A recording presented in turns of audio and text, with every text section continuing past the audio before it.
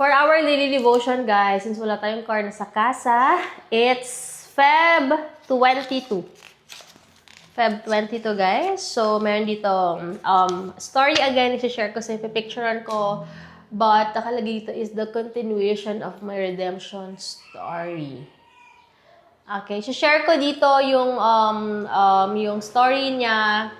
And then, bibigay ko sa inyo yung aking thoughts for this story and verse. Parang walang verse dito eh. Walang nakalagay. Ba't nakalagay dyan? Share ko na lang muna guys. So, ang story niya dito is, yun nga, yung galing siya or nag-transfer siya sa ibang church na naka-feel siya na parang guilty ba siya or something, ganyan. But ang take ko naman dito is, for sure naman, every decision naman, mafe-feel mo naman yun, guys, kung kung ano yung talagang motibo mo rin and all, and only God can see that.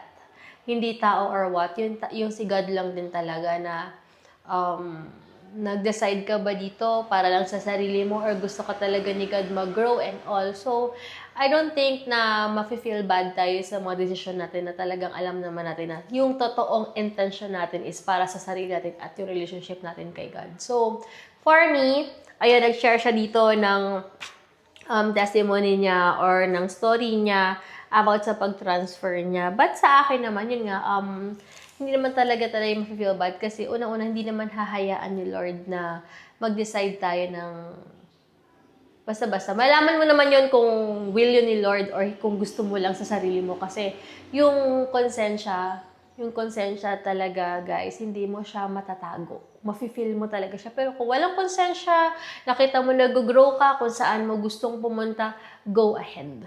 Yun lang naman yun sa akin. So, nakalagay dito is, Prayer, Heavenly Father, all that I have belongs to you. It is only right that I use every gift for your glory, not my own. Without you, I am lost and without direction. Thank you for guiding me through this journey of life. Teach me to love and serve others the way you do. In Jesus' name, Amen. So, yun. Yun lang, guys. Kaya, yung konsensya talaga, hindi mo yan maitatago. Ikaw mismo makaka-feel niyan, guys. Kaya hindi mo siya pwedeng itago. So, kung feel mo naman na kung saan ka mag-grow, masaya ka, kung nakita mo yung growth mo, yung relationship mo kay God, go lang, guys. Wala tayong dapat